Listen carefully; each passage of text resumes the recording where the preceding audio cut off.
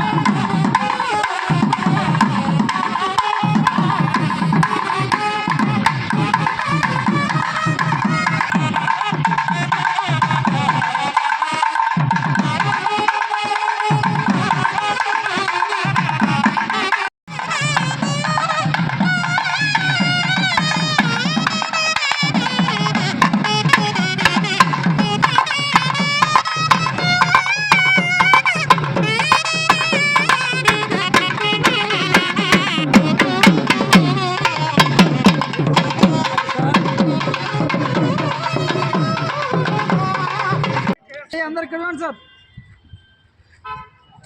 ఎవరు eyes close చేయాలి sir.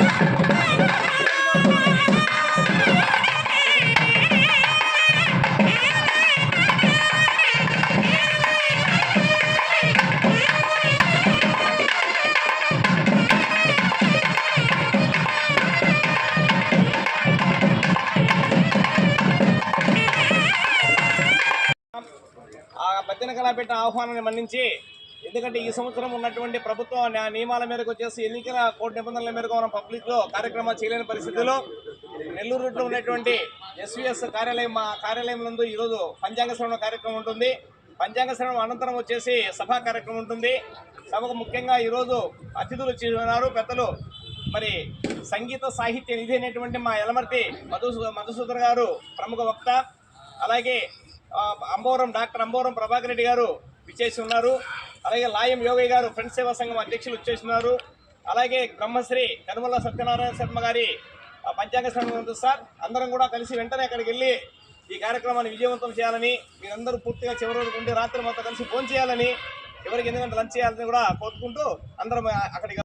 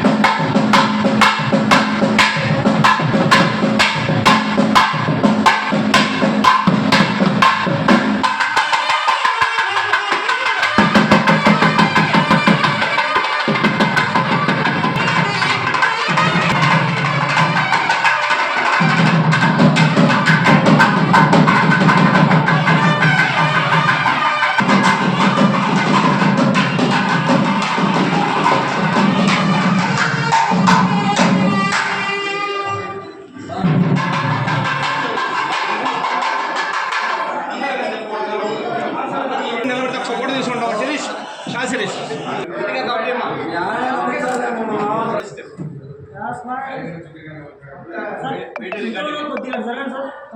కానీ కానీ కానీ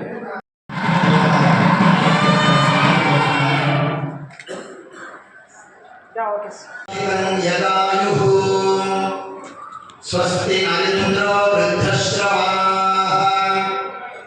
స్వస్తి న పూషా విశ్వవేదాః స్వస్తి నస్తాక్షో అరిష్టనేమిః స్వస్తి నో బృహస్పతిర్దధాతు ఆదిత్యాని నవగ్రహ దేవతాభ్యో నమః. నమస్సభాయే నూతన క్రోధినామ సంవత్సర ఉగాది శుభాకాంక్షలతో ఈ సంవత్సరం పేరు క్రోధి అనే పేరుతో ఈ తెలుగు సంవత్సరం ప్రారంభమైంది.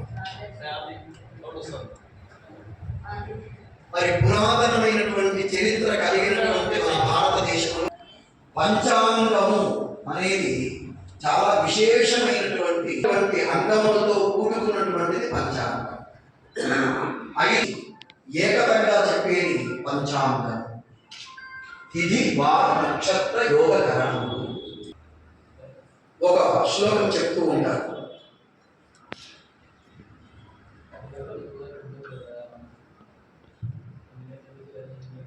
తిథేశ్చ శ్రియమాప్నోతి. మీద గణన చేసి పలానా రోజు అమావాస్య వస్తుందా, పలానా రోజు పున్నం వస్తుందనైనా, పలానా రోజు గ్రహణం వస్తుందని చెప్పేసి, అది కూడా ఏ ప్రాంతంలో గ్రహణం వస్తుందో కూడా చెప్పారు.